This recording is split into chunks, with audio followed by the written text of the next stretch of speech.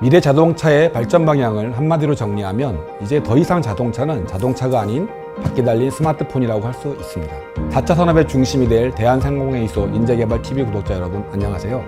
단디 대표 김상열입니다. 여러분들 자동차에 대한 관심 많으시죠? 기술은 점점 진보해 나가고 자율주행차, 전기차 등 이동수단은 혁신적으로 진화하고 있는데요. 앞으로 총 3회에 걸쳐 미래차에 대한 강의를 진행해 보겠습니다. 앞서 미래 자동차는 바퀴 달린 스마트폰이다 라고 말씀드렸는데요. 더 놀라운 것은 자동차가 이제는 집안의 모든 가전을 모아놓은 것으로 바뀌고 있다는 점입니다. 이는 세계적인 가전 박람회인 CES에도 미래의 차를 케이스로 정리할 정도인데요. 첫 번째 C, 바로 커넥티드를 의미합니다. 미래 자동차가 모든 사물과 연결된다는 의미인데요. 그에 대해 필요한 기술들이 IoT 센서들 그리고 빅데이터와 5G입니다. 두 번째 A는 오토노머스 드라이빙입니다. 여러분들이 너무 잘 알고 계시는 자율주행을 하기 위한 기술들이 여기에 해당합니다. 세 번째 S, 쉐어링, 즉 차량 공유 플랫폼을 이용한 모빌리티와 관련된 것을 말합니다. 네 번째 E, 전기차, 수소, 연료, 전기, 전지차 등 제로 미션 등을 목표로 하는 기술들의 집합을 말합니다. 우선 첫 번째 커넥티드부터 살펴보겠습니다. 차량에는 수많은 센서들이 부착되어 있습니다. 카메라, 3D 라이더, GPU, IMU, 인터셜 메저먼트 유닛, 한국말로 관성 항복 장치 센서, V2X 모듈, 맵 모듈, 자율주행 제어기, HMI, 즉 휴먼 머신 인터페이스, 번역하면 인간 기계 접촉 장치, 중거리 레이더, 장거리 레이더, AVM은 어라운드 뷰 모니터의 약자로 운전석에 앉아서 차량 주변의 360도를 살펴볼 수 있도록 도와주는 기능을 말합니다. 그리고 끝으로 2D 라이더가 있습니다. 그중 특히 카메라와 라이더에 대한 발전이 눈에 띄는데요. 특허청에 따르면 특허 분야 세계 5대 강국, 중국, 미국, 일본, 한국, EU 등이 차량용 카메라 라이더에 대한 특허 출원 건수가 최근 10년 사이에 연평균 37% 증가한 것으로 나타났습니다. 특허청 관계자는 차량용 카메라 라이더에 대한 특허 출원 건수는 2011년 143건에서 2020년에 2395건으로 약 17배 증가한 것으로 집계됐다면서 2013년 이전에는 라이더 분야의 출원 건수가 카메라 분야의 출원 건수보다 많았지만 이후에는 카메라 분야의 건수가 많아졌다고 설명하고 있습니다. 물체 식별을 위해 카메라 기술의 인공지능을 결합한 기술과 스테레오 카메라를 통해 3차원 인식을 가능하게 하는 기술 등이 새롭게 출원되고 있다는 최근 동향입니다. 자동차용 카메라 분야의 기술 개발에서 가장 앞서는 국가는 일본인 것으로 나타났습니다. 일본의 자동차용 카메라 분야 특허 출원 건수가 특허 분야 5대 강국 전체 출원 건수 중에 차지하는 비율이 33.2%로 1위로 분석되었습니다. 이어 중국, 한국, 미국, 유럽 등이 순위였습니다. 라이더 기술을 이끄는 것은 미국으로 전체 출원 건수의 39.7%를 차지하는 것으로 분석되었습니다.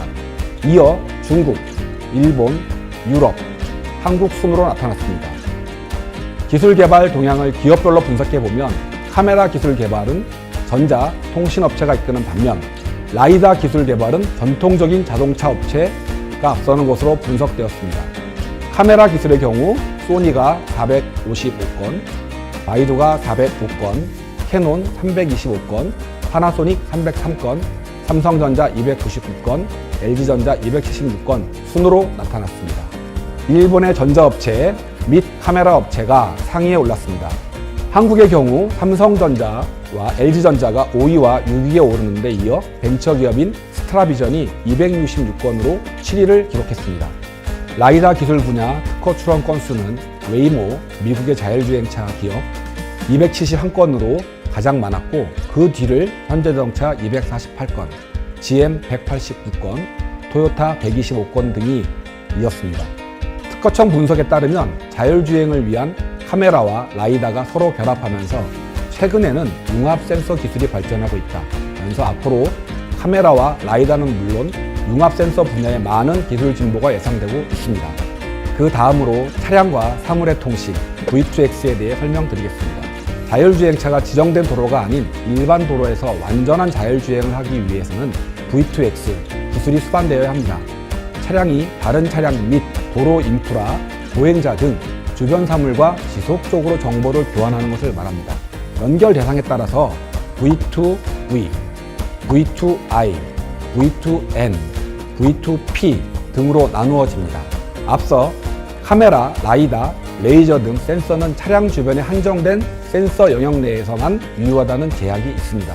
이를 V2X 기술을 활용해 시야 확보가 어려운 교차로나 기상 악화 시 또는 갑작스러운 사고나 보행자가 뛰어든다든지 하는 급 돌발 상황에서도 실시간으로 모든 요소와 데이터를 주고받음으로써 보완할 수 있습니다. 나아가 V2X는 교통사고 예방과 교통소통에도 도움을 줄 수 있습니다. 우리나라의 경우 그동안 차세대 지능형 교통시스템, 즉 CITS 구축을 추진하면서 와이파이를 기반으로 한 웨이브 방식으로 시범사업과 실증을 진행해 왔으나 2022년까지 CV2X에 대한 실증 작업을 병행해 2024년께 단일 표준을 결정한다는 계획을 수립하고 있습니다. 중국은 이미 지난 2018년 이동통신 기반 차량 사물통신 CV2X를 단일 표준으로 채택하고 5G V2X 기술 개발에 적극 투자해오고 있습니다. 미국도 금년 7월 이 방식으로 결정함으로써 V2X 방식이 차량 사물통신 글로벌 주류가 될 가능성이 커졌습니다. 웨이브는 IEEE 802.11이 정한 무선랜 기술 기반이며 전송거리가 짧고 전송 속도가 떨어져 궁극적으로 완전 자율주행을 위해 국내에서도 5G를 활용한 V2X 기술이 주목받고 있는 상황입니다. 웨이모, 우버 등 로보택시를 목적으로 하는 자율주행 플랫폼 개발 업체들은 다수의 레이더, 카메라, 라이다 센서를 장착하고 있습니다. 러시아의 야넥스도 비슷한 구성들의 센서를 이용하고 있으며 BMW, 다임러 등 독일 제조사들은 상기 3가지 센서를 모두 사용하면서 근거리 인식을 위한 초음파 센서도 활용하고 있는 것이 특징입니다. 테슬라는 유일하게 라이다 센서를 사용하지 않으면서도 다소 적극적인 자율주행 컨셉을 가지고 있어서 안정성에 대한 이슈가 지속되고 있습니다. 현대자동차도 수소 전기자동차 넥소를 기반으로 하여 자율주행 차량 모델을 평창올림픽 기간에 성공적으로 시범 운행하였습니다. 운전자 보조 시스템으로 정의되는 넥소의 양산형 모델은 전방 레이더, 전방 카메라, 후측방 레이더만을 사용하지만 자율주행 시범 운행 모델은 카메라, 전후방 라이더, 측방 라이더를 추가하여 고정밀 주행 상황 인식 및 리던던시를 확보하였습니다. 이렇듯 모든 제조사들이 레이더와 카메라를 필수 센서로 채택하고 있으며 라이다와 초음파 센서를 선택적으로 사용하고 있습니다. 특히 라이다는 높은 가격에 대한 현실화와 환경에 민감한 단점을 극복한다면 자율주행 레벨 3 이상의 시스템에서 리던던시 확보와 높은 신뢰도를 위하여 레이더, 카메라만큼 필수적인 센서가 될 것으로 판단됩니다. 제조사별 센서 구성이 다양한 이유는 국가별 법규, 도로별 환경, 지역별 사용자 니즈를 반영한 아키텍처 설계의 차이에 의한 것으로 지속적인 최적화가 진행될 것으로 판단됩니다. 대체적인 센서 시스템 아키텍처 변화의 단기적인 방향성은 센서 소형화 및 저가화를 통해 장착 센서 수 증대와 개별 센서들의 해상도 및 인식거리의 증대로 요약될 수 있습니다. 최근 주요 자동차 제조사들이 가장 높은 관심 영역은 자율주행 레벨 3 수준의 고속도로 자율주행의 양산이며 해당 사양은 전방 및 측방 5개의 레이더와 전방 카메라, 전방 라이더로 구성된 센서 조합을 기본으로 하여 제조사들이 추가적인 센서 적용을 통해 기능과 안전을 강화해 나가고 있습니다. 레이더는 환경에 강하며 원거리 인식성이 우수하고 가격 경쟁력이 우수하여 기본이 되는 센서입니다. 통신 안테나를 통해 송출된 전파는 차량 등의 물체에 반사되어 수신 안테나를 통해 수신됩니다. 이송, 수신, 신호의 시간, 주파수 차이를 통해 거리 및 상대 속도를 추정할 수 있으며 위상차를 통해 방향을 판단할 수 있습니다. 200m 이상 검지 가능한 장거리 레이더, 160m 수준의 중거리 레이더, 80m 이하의 근거리 레이더로 구분됩니다. 또한 소형화, 저가화를 통해 최근에는 초음파 센서를 대신하여 고성능 주차 센서로도 개발 중이며 송수신 채널의 증대를 통해 고해상도도 진행 중입니다. 카메라는 해상도와 화각 확대에 따라 지원하는 기능의 종류와 성능에 비례하며 증대되고 있습니다. 해상도는 0.3밀리언 화소부터 시작하여 1밀리언, 1.7밀리언, 2.6밀리언 화소까지 개발되었으며 고성능 7.4밀리언 화소도 개발 중입니다. 높은 해상도일수록 인식 가능한 물체 종류가 증가하고 원거리 인식 성능이 향상되지만 요구되는 계산량 또한 증대되는 타겟 시나리오에 맞는 최적화가 동반되고 있습니다. 화각은 52도 사양이 널리 보급되었습니다.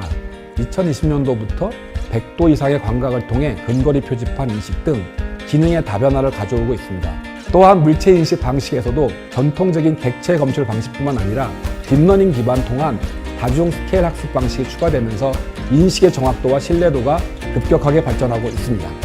라이다는 정밀한 3D 형상 인식이 가능한 센서로 높은 해상도로 정확한 거리값을 얻어낼 수 있는 것이 특징입니다. 통신된 적외선 레이저가 물체에 맞고 돌아온 신호를 측정하여 거리값을 얻게 됩니다. 과거에는 360도 측정을 위한 회전형 라이다가 자율주행 레벨 4 이상의 시스템 개발을 위해 사용되었지만 대규모 양산화를 위한 소형화된 솔리드 또는 소형 미러 방식의 단방향 라이다가 개발되고 있습니다. 센서 시스템 아키텍처는 개별 센서의 장단점을 반영한 센서 융합 기술 개발 과정을 반복하면서 성능, 강건성, 가격, 패키지의 개선을 포함하여 지속적으로 개선되어야 할 과제입니다. 오늘 강의는 케이스의 C 부분, 즉 커넥티드에 살펴봤는데요. 카메라와 라이더에 대한 발전과 차량과 사물통신, V2X에 대한 강의를 진행해 봤습니다. 대한상공회의소 인력개발원에서는 저희가 지금까지 배웠던 자율주행차, 전기차, 하이브리드차 등 관련 교육들이 전문가의 지도 아래 운영되고 있는데요. 특히나 대한상공회의소 인력개발원은 교육비, 기숙사, 식비, 교재가 전액 국비로 지원되고 협약업체와 취업 연계도 가능하니 관심 있으신 분들은 대한상공회의소 인력개발원 홈페이지를 통해 확인하시면 되겠습니다. 이번 시간 강의는 여기서 마치도록 하고요. 다음 시간에는 자율주행 자동차를 완성하는 핵심 기술에 대해 알아보도록 하겠습니다.